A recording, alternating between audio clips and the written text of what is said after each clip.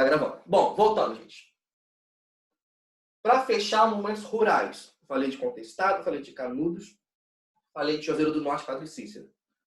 Faltou um que é até legalzinho. Foi o cangaço. Não sei se já ouviram falar de cangaceiro, acredito que sim. E Lampião Maria Bonita. Os principais nomes. O cangaço foi uma espécie de movimento que durou muito tempo, no Nordeste inteiro.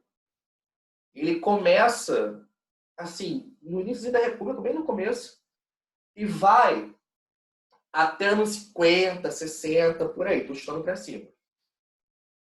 Mas o que foi o cangaço em si? Basicamente, a gente está falando de grupos que andavam pelos sertões do Nordeste inteiro e que eram grupos de ladrões, bandidos, ok. Eram pessoas que invadiam fazendas, enfrentavam coronéis, grupos armados. Só que, isso que é importante do negócio, eles eram grupos que a gente chama de banditismo social. Esse conceito aqui é muito usado para quando você fala de grupos de ladrões e bandidos e tudo mais, só que eles têm muito apoio da população. Os cangaceiros, mais de uma vez mesmo, ganhavam, conquistavam, eles recebiam apoio da população em que eles passavam. Por quê? Claro que você tinha os mais malvados e os mais bonzinhos, tudo bem, isso variava muito. Só que, em geral, o movimento do cangaço foi alimentado pela pobreza do sertão do nordestino e também alimentado muito pela exploração dos coronéis que existiam lá. Muitas pessoas viravam cangaceiros, isso é legal, por vingança contra o coronel. O coronel foi e matou a família, essa pessoa, como vingança, junta-se a algum grupo cangaceiro e vai tratar o coronel. Então, como eles tinham muito essa coisa de enfrentamento ao poder dos coronéis, várias vezes eles contavam com o apoio da população. Então, não era incomum que um grupo cangaceiro que estava andando, perambulando, chegasse numa cidade pobre pequena e a população recebesse bem, ajudasse, desse um pouco de comida que tinha, desse um pouco de água.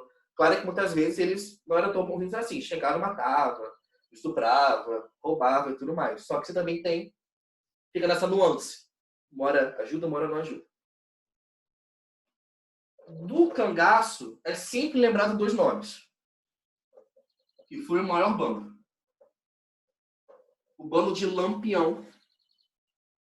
E da moça que eu acompanhava, Maria Bonita. Seria, entre aspas, a esposa do Lampião. O Lampião ficou famoso porque o grupo dele, durante uns 20 anos, 30, não lembro agora, ele foi um dos grupos de cangaço mais fortes e mais famosos mesmo. O nome Lampião se dá porque dizia-se que ele era capaz de atirar tão rápido que o cano da espingarda dele chegava a acender pelo calor do ferro. Acenderia como se fosse um lampião, de tanto que ele atira rápido. Muito legal. Daí o apelido Lampião. Então ele foi um grupo dos mais famosos, conhecidos.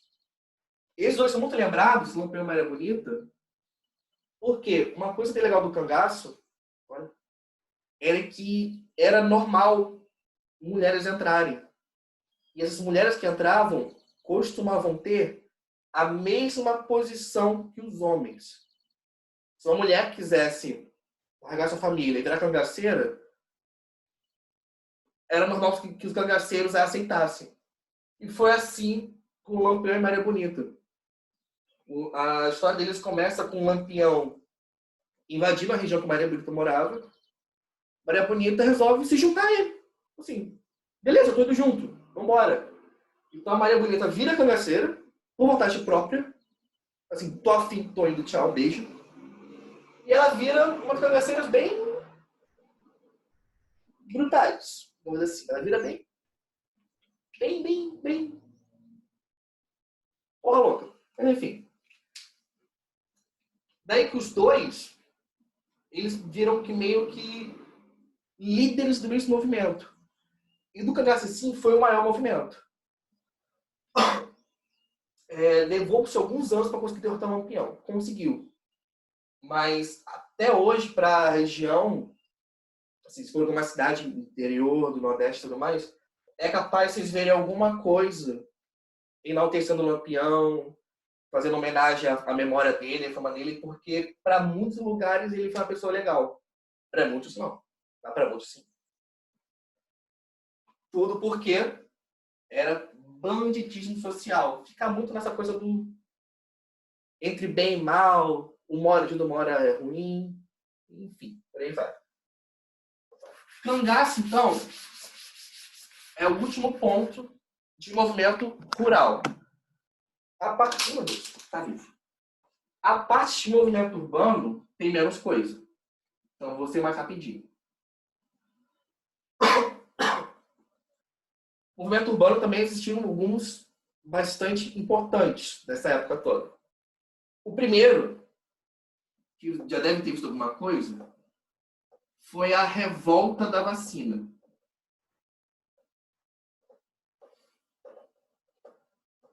Em 1904. Algumas aulas atrás eu falei com vocês sobre o prefeito Pereira Passos, que no Rio de Janeiro estava fazendo uma reforma urbana. E que nessa reforma urbana, que pegou o nome dele, Reforma Pereira Passos, ele basicamente estava derrubando casas populares, derrubando casas pobres, que haviam no centro do Rio, para criar avenidas, para embelezar a cidade. E nessa reforma urbana do Pereira Passos, a população era tipo, sai daqui, toma um chute e vai te vira. Então essa população estava muito subindo os morros com isso. Beleza. Uma coisa que motivou essa reforma foi uma crença na época de que essas casas pobres eram focos de doenças. Nessa época, sofria-se muito com malária e febre amarela. Muito mesmo. Então, acreditava que essas casas que existiam pelo centro do Rio e adjacentes eram focos de doença. Então, o que a gente faz? Derruba, expulsa a galera e beijo, tchau. Isso foi durante algum tempo. Até que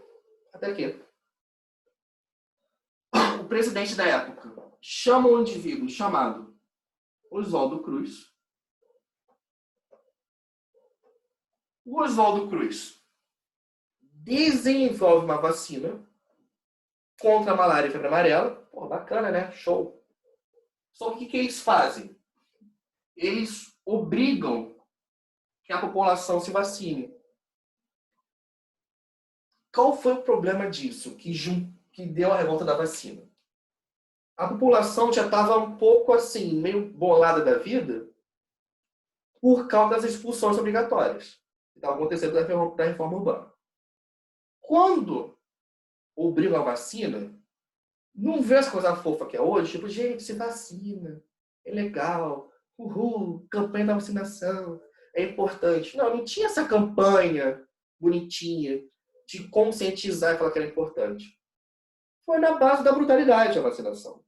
Era assim, é obrigatório, ponto, acabou, vai tomar vacina, tá? Daí que vocês juntam uma população que já não está feliz com o negócio, né? Você faz uma obrigatoriedade sem explicá-la, sem conscientizá-la, você teve uma reação negativa da população em geral, muito forte, dizendo que a vacina era uma violência, que a vacina era ruim para as pessoas, etc, etc. E, de fato, tem histórias, tem relatos de como era essa campanha de vacinação. Dizem as histórias, os relatos, que os agentes sanitários entravam na casa da pessoa, à força, e vacinavam à força. Acabou. Ponto, acabou. Beijo, é isso. Então, a opinião pública foi tão contra, tão contra, que em novembro desse ano, eles tomaram um bairro do Rio. Tomaram um bairro, tomaram algumas ruas, e durante uns 6 dias enfrentaram o exército contra a vacinação, tudo quase contra a vacinação. Essa opinião pública, a opinião da população contra a vacina, contra essa coisa de obrigatoriedade da vacina, foi tão forte que teve que tirar a obrigatoriedade e depois daí começar a fazer uma conscientização melhor, uma coisa melhor. É engraçado, na verdade interessante, ver que no discurso conservador da época contra a vacina, usava-se muito, como é que se chama disso? O pudor. Usava-se muito a questão do pudor, do recato das mulheres. Porque as mulheres nessa época ainda era aquela coisa de posse do marido ou posse do pai. E para vacinar você tem que mostrar o braço, né? Para a época isso era uma coisa horrorosa. A mulher mostrar a parte do corpo, meu Deus, que se envergonhice. Então isso foi muito usado contra a vacinação. Porque ao mostrar o braço para receber uma agulha, estaria violando a honra, lembrei, estaria violando a honra das mulheres. Nossa, foi uma coisa horrorosa. Deu ruim, mas com o tempo acabou dando bem. O Oswaldo Cruz acaba sendo o fundador da Fiocruz, né? É o Instituto Oswaldo Cruz.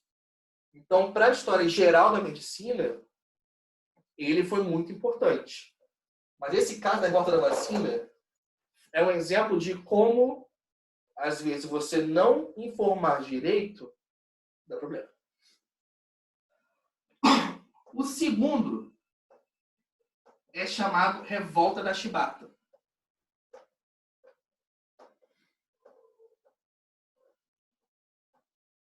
Foi um pouquinho depois. A Revolta da Chibata se dá com 2 fatores principais. Marinha brasileira. Segundo, indivíduos negros.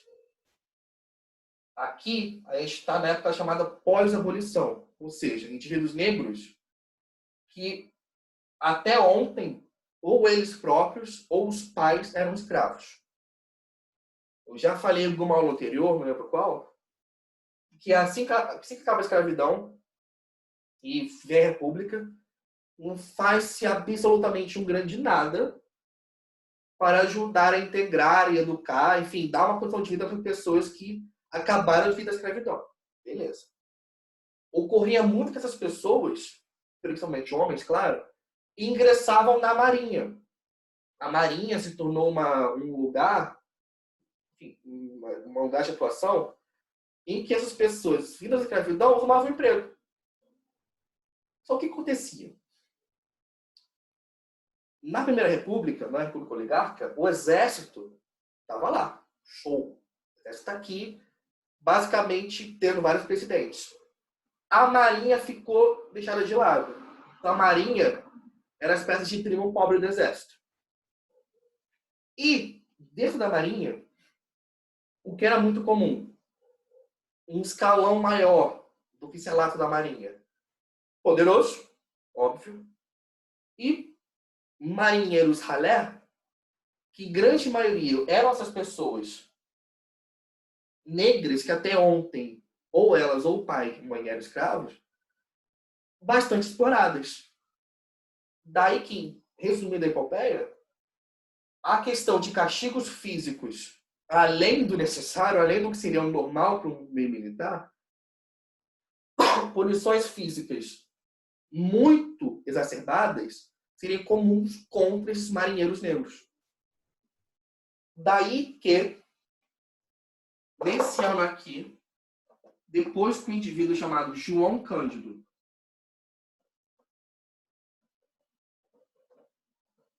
que recebeu o nome de Almirante Negro, ele recebe uma punição com chibata. Chibata, para quem não sabe, é um nome fofo para chicote. Então, chicotear os marinheiros era um castigo bastante comum, obrigado. Depois que ele recebe a punição de não sei quantas chibatadas, quantas chicoteadas, surge um movimento interno da Marinha contra a punição física. Agora eu faço um pequeno parênteses. A revolta da chibata, ela costuma ser estudada em 90% dos casos como isso. Movimento de marinheiros negros contra castigos físicos. Só que eu comecei a aula de hoje falando como o olhar hoje na atualidade, está se mudando. Movimentos que eram tidos como revoltosos, coisa pequena, estão sendo vistos cada vez mais como uma coisa bem planejada. E isso aqui é um grande exemplo.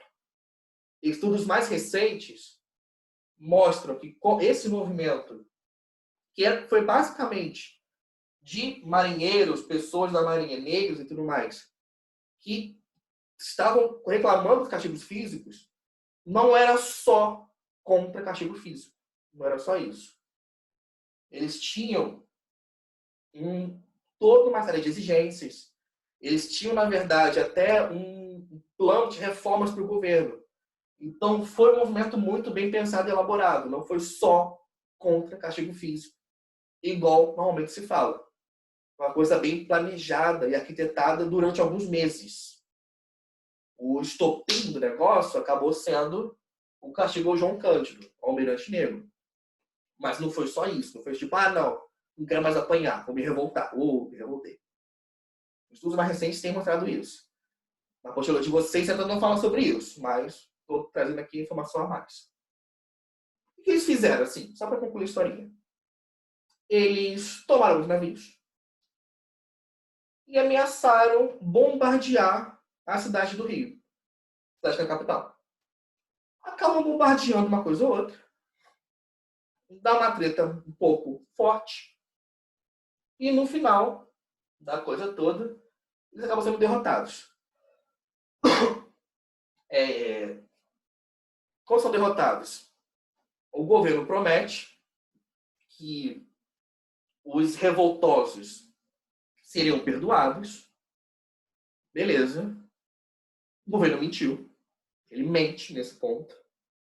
Porque alguns são perdoados, mas não o coitado aqui.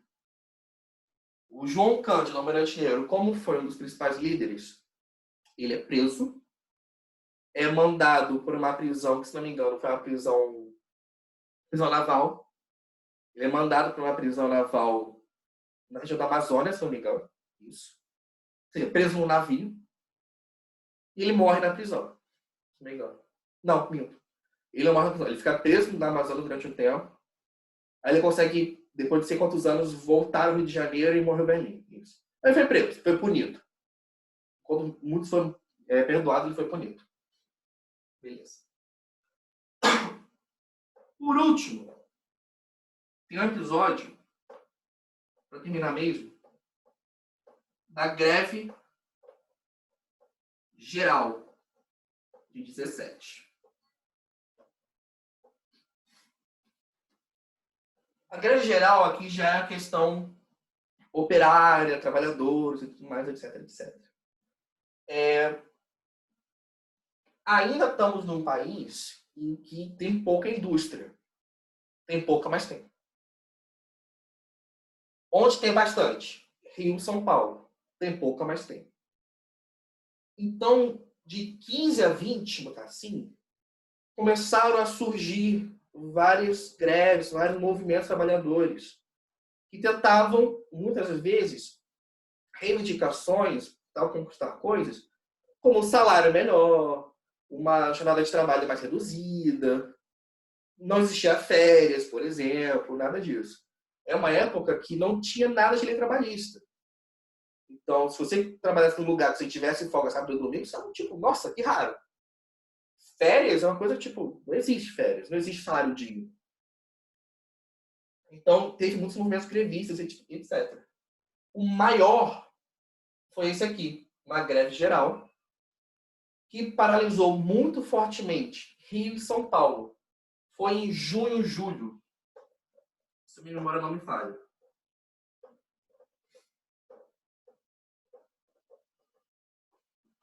Então, parou mesmo. O pessoal parou em massa e não vai trabalhar, não vai trabalhar. Durante 2 meses, basicamente. Assim, a bem dizer, não foi uma greve que conseguiu muita coisa assim, de imediato para eles. Não foi um movimento trabalhador que de imediato conseguiu conquistas que eles queriam. Eles estavam pedindo salários melhores, uma jornada de trabalho mais reduzida, o direito à folga, etc, etc. Conseguiu isso? Não muito. Tadinho, desculpa. Era comum que os patrões falassem, beleza, eu vou dar o RU, mas que passado o calor do momento, esquece esse negócio. Tá? Ignora. Então, foi um movimento muito reprimido. Reprimido de verdade. Sindicatos trabalhadores eram perseguidos, eram presos, e por aí vai. Mas tem uma grande importância disso aqui por um quadro mais amplo. Por um quadro mais amplo. Apesar de, no imediato, ali, no direto, eles não terem conseguido reivindicações, eles foram importantes para uma questão do movimento trabalhador mais amplo. Isso quer dizer que, apesar do movimento, para o que ele queria, não ter conseguido muita coisa, ele foi muito marcante para o movimento trabalhador em geral no Brasil. Foi marcante como primeira grande etapa, primeiro grande passo. Depois dele, a questão começa a melhorar gradativamente mais. Os trabalhadores passam a ser mais organizados, eles passam a conseguir, pouquinho em pouquinho, mais direitos, e a partir da década seguinte, você começa a ver um pouco de melhoria na questão do trabalho. Um pouco de melhoria na questão do trabalho. Por exemplo, a partir da década seguinte, se começa a falar em dar uma lei que garanta 15 dias de férias. Finalmente. Começa a se falar em uma lei ou outra que garanta um salário mínimo. Finalmente, coisa que não existia. Então, o movimento em si deu certo? Então. Mas foi importante para uma coisa mais ampla, para movimentos futuros? Foi. Uma espécie de primeiro grande passo. Ok? Então, terminei